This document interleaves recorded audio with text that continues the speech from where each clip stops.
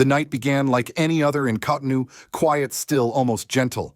But then came the sounds no parent ever wants their children to hear: distant booms, trembling windows, and the unmistakable hum of military aircraft slicing through the darkness. Families stepped out of their homes in confusion, some clutching flashlights, others holding onto their radios, trying to understand why the sky above their city had suddenly turned into a theater of war. Within that tense silence, a truth was already unfolding. The failed coup attempt in Benin had triggered something far larger than anyone expected. Armored vehicles carrying fleeing soldiers were racing toward the southern corridor. Loyalist forces were scrambling to restore order. And somewhere beyond the border, Nigerian pilots were receiving final instructions for an operation that would reshape West Africa's security landscape in a single night.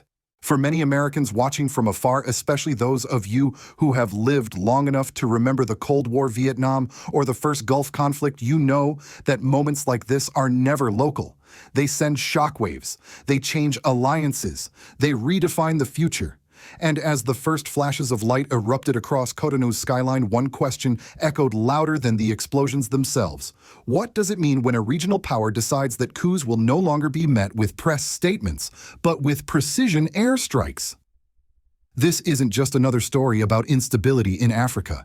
It's a warning, a turning point, and perhaps even the beginning of a new security doctrine on the continent, one that nations like the United States, Russia, China, and the entire West African region will have to confront. As we walk through this dramatic night together, I invite you to stay with me until the end. You deserve to understand not just what happened, but why it matters for Benin, for Nigeria, for West Africa, and for anyone who cares about the fragile balance between democracy and force. If you believe stability should never be taken for granted, please stay with this story. Long before the explosions lit up Cotonou's skyline, the first signs of trouble had already begun to ripple through the city. In the hours leading up to the failed coup, residents noticed unusual troop movements, armored personnel carriers rumbling past marketplaces, soldiers speaking in hushed tones near government offices, and checkpoints appearing where none existed the day before. For those who have witnessed political unrest before, these early signals were unmistakable. Something was shifting beneath the surface. At the center of this unfolding drama was Lieutenant Pascal Tigri, a mid-ranking officer who believed he could fracture the Benin Republic's institutions in one decisive stroke. With a small circle of supporters, he attempted what many are now calling one of the boldest, yet least strategic coups in the nation's history. Tigri declared the dissolution of the state, seized a handful of critical buildings, and expected incorrectly that parts of the military would rally behind him. But instead of rallying, the opposite happened. Loyalist forces mobilized rapidly, locking down communication centers, securing administrative compounds, and defending the presidency. The public, far from welcoming the mutiny, reacted with alarm and rejection. Community leaders, journalists, and civil society groups condemned the attempt within minutes of the announcement. Tigri and his faction realized almost immediately that they had miscalculated the political climate. Their window of opportunity was closing faster than they anticipated. As the loyalists regained control of the capital, the coup plotters made a desperate decision: they would flee. Using armored vehicles, they pushed toward the southern corridor, an exit route they hoped would allow them to regroup or escape beyond the reach of government forces. But what they did not know was that their movements were no longer secret. Regional intelligence networks across West Africa had been activated the moment unusual troop clusters were detected. Through intercepted radio communications, satellite-assisted mapping, drone surveillance, and information from ground informants, a detailed minute-by-minute map of the insurgents' escape path was assembled. Nigeria, which had long monitored instability near its borders, was particularly alert. For decades, Abuja has viewed political unrest in neighboring states as a direct threat not only to its national security, but to its economic arteries and cross-border communities. So when the government of Benin reached out for support, Nigeria did not hesitate. From strategic air bases near the border, Nigerian fighter jets were placed on standby. Military planners reviewed real-time intelligence, studied convoy trajectories, and established strike windows that would minimize civilian risk. The decision to intervene was not taken lightly. According to security officials, every maneuver from the flight path to the weapons selection was calibrated in strict compliance with international law and with full authorization from Benin's legitimate authorities. Then, in the dim hours before dawn, the operation began. The Nigerian Air Force launched a series of synchronized flights toward Benin airspace. Pilots were given exact coordinates of where Tigri's fleeing units were converging. These were not stationary encampments, but rapidly moving armored vehicles attempting to break through multiple intersections. The task required exceptional precision, especially in an urban-adjacent environment like Cotonou. Once inside Benin's airspace, the jets executed the first strike. Witnesses described hearing a roar overhead, followed by a blast that shook rooftops miles away. Moments later, a second and third strike followed, targeting convoys that were attempting to change direction. What many residents saw that night were flashes of light that seemed to cut through the darkness like warnings from the heavens. For the fleeing soldiers, the escape routes they believed would guarantee their survival were collapsing one by one. Within roughly 30 minutes, the entire duration of the air operation, the armored vehicles were immobilized. Several were destroyed completely. Others were abandoned by soldiers who fled into surrounding neighborhoods and forested edges. The coup attempt, which had begun with such reckless ambition, had now unraveled at a pace far faster than it began. It was a night defined by speed, intelligence, and decisive action. And it marked the moment when Nigeria signaled that instability in the region would not be permitted to grow unchecked. The climax of the night came swiftly, almost violently, as if the entire city had been thrust into a history-shaping moment without warning. When the first Nigerian airstrike hit its target, the thunderous explosion rippled across Cotonou like a breaking wave. Windows vibrated. Dogs barked. Mothers pulled their children away from open balconies. Some residents fell to the floor, instinctively recalling the civil conflicts and instability that much of West Africa has lived through in past decades. For a brief moment, fear overshadowed every streetlight in the capital. But as the second and third strikes landed with the same uncanny precision, something remarkable happened. Clarity emerged from chaos. People realized the explosions were not random, nor were they aimed at civilians. They were striking only the armored convoys attempting to flee the city. Cotonou, in its confusion, began to understand that Nigeria had entered the scene not as an occupying force, but as a stabilizing shield. Eyewitnesses later recounted seeing bright flashes arcing across the sky, followed by plumes of smoke rising from intersections that just minutes earlier had been choked with military vehicles. Some residents described it as watching a line of fire closing every escape route. Others said it looked like the sky issuing a verdict. For the coup plotters, it was the moment everything collapsed. Their vehicles, once symbols of strength, became iron coffins under the relentless accuracy of Nigeria's guided munitions. Inside government buildings, loyalist commanders were tracking every blast, every destroyed vehicle, every intercepted communication. Each successful strike tightened the circle around the insurgents. What Tigri had imagined would be a strategic retreat had turned into a desperate scatter. Soldiers abandoned their armored carriers and sprinted into side streets, wooded areas, and even residential compounds. But even those attempts were futile. Benin's loyalist forces were already moving in, guided by the real-time surveillance that had shaped the air operation. By dawn, reinforcements were sweeping through key districts. Military convoys rumbled across the bridges. Ambulances navigated through smoke-filled corridors. Civilians cautiously peeked from their homes, some clutching radios, others whispering prayers. There was fear, yes, but also a growing sense of relief. The chaos had not swallowed the city. Order, fragile as it was, had survived the night. As news spread across West Africa, reactions poured in. Security analysts marveled at how quickly the coup attempt had been neutralized. Many pointed out that the level of intelligence coordination between Nigeria and Benin was unprecedented. Zagazola Makama, known for meticulous reporting on military operations, confirmed that this was one of Nigeria's most sophisticated cross-border missions in recent memory. He stressed that the strikes were surgical, aimed only at hostile units, and executed with a professionalism that surprised even veteran observers. The political implications struck just as hard as the explosions. Across the region, from Togo to Ghana, from Senegal to Niger, leaders understood the message immediately. The era of easy coups was ending.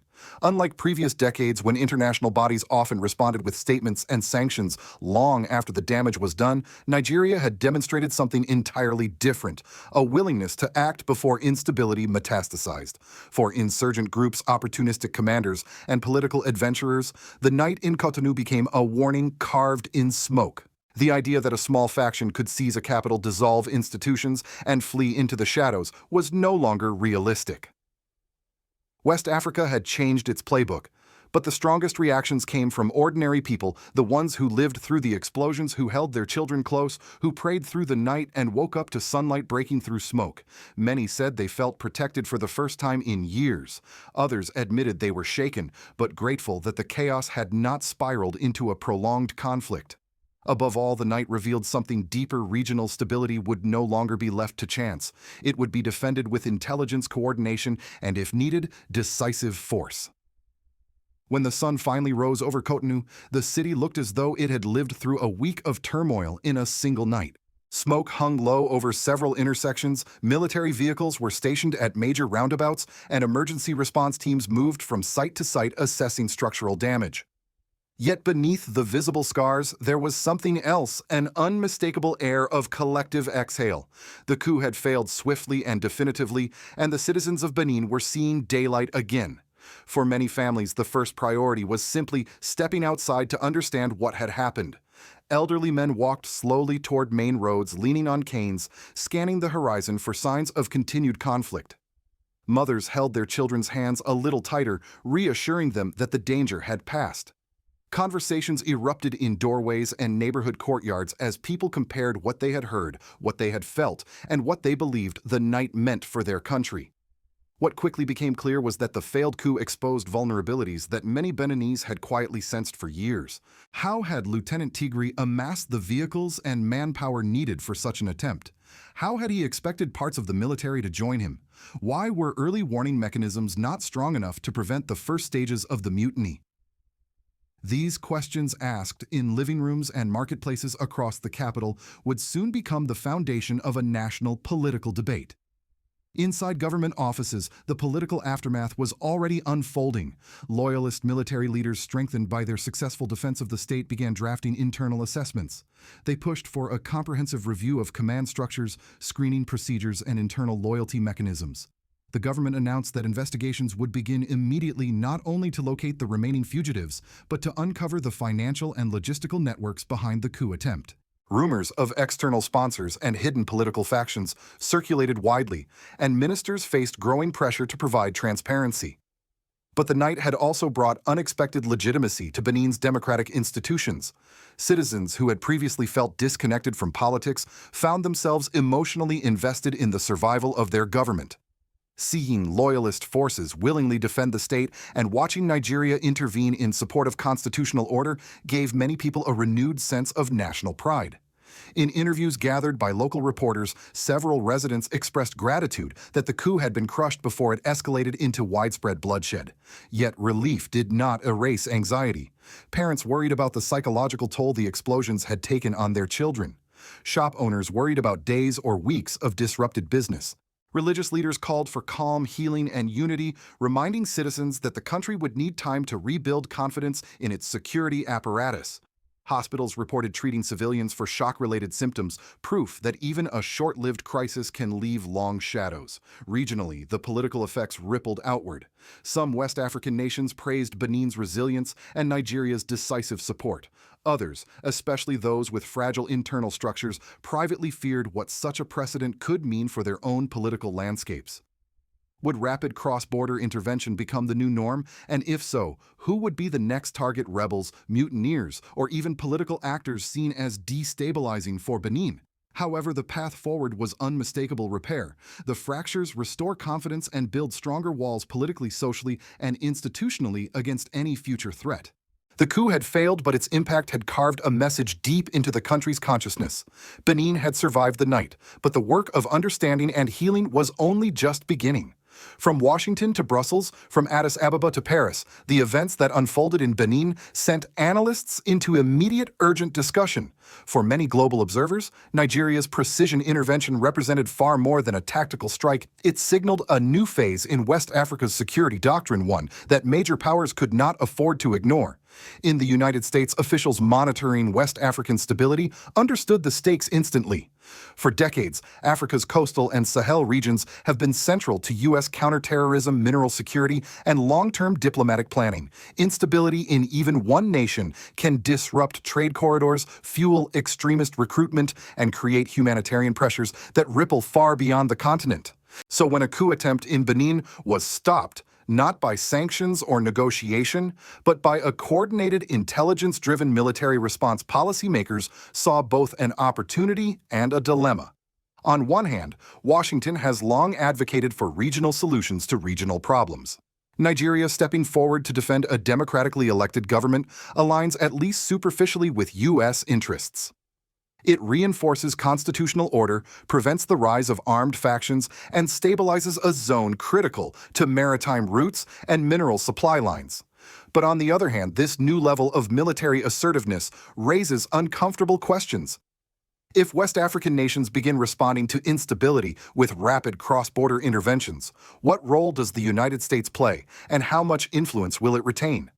In recent years, American leverage in Africa has quietly eroded as countries diversify their partnerships toward China, toward Russia, and increasingly toward each other. The Benin intervention demonstrated that West Africa may no longer wait for Western diplomacy to catch up with fast-moving crises. It may act on its own terms, guided by its own security calculus. European capitals reacted with a mixture of concern and admiration. France, historically entangled in West African security, now faces a region less willing to tolerate external interference, but more open to intra-African alliances. The question for Europe is not simply how to support this shift, but how to adapt to it. Cross-border interventions conducted without European leadership or command structures challenge old assumptions about influence and partnership. Meanwhile, the African Union watched closely, recognizing that a turning point may be at hand. For years, the AU has struggled to deter coups across the continent, often issuing statements condemning military takeovers, only to see mutinies continue. Nigeria's intervention in Benin may force the AU to re-examine its stance. Should it adopt a stronger operational doctrine? Should it formally encourage regional powers to respond decisively to unconstitutional changes of government? But perhaps the most profound reactions came from countries within the Coup Belt nations like Guinea, Mali, Burkina Faso, and Niger. Some viewed the intervention as a direct warning. The age of unchallenged military takeovers may be fading. Others interpreted it as a sign that alliances are shifting, that Nigeria is reclaiming its role as a stabilizing heavyweight, and that future crises may draw far more rapid responses. For the United States, the message is equally clear. West Africa is entering a new era, one in which African nations assert their agency, forcefully collaborate closely, and reshape the security architecture without waiting for superpowers to lead. And whether Washington likes it or not, this new posture will influence every diplomatic, economic, and military conversation moving forward. When the smoke finally thins and the last echoes of the explosions fade into memory, West Africa will remember this night in Benin not simply as a failed coup, but as a turning point, one that may define how the region responds to instability for years to come. The speed, coordination, and intelligence-driven force displayed by Nigeria revealed something many observers had suspected but had never seen so clearly: the continent is beginning to enforce its own red lines. But with this new reality comes a warning, one that countries around the world, especially the United States, should take seriously.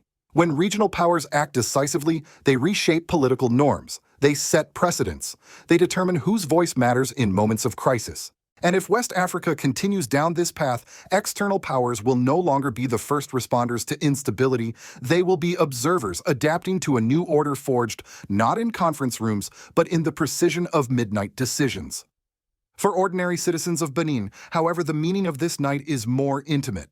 It is the memory of holding their families close as distant blasts shook their windows. It is the trembling uncertainty followed by quiet relief.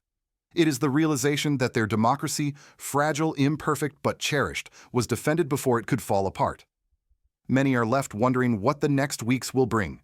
Will investigations expose hidden sponsors? Will reforms strengthen the nation's defenses? Will this moment inspire confidence or sow new tensions?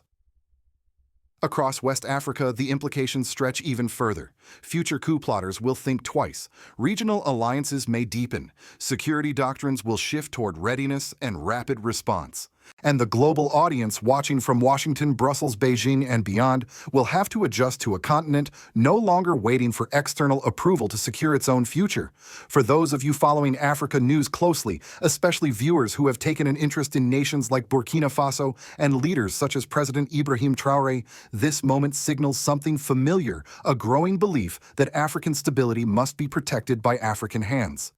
Whether this doctrine strengthens unity or sparks unintended confrontations will depend on how wisely regional powers use their newfound confidence. But one question remains, one that only time can answer.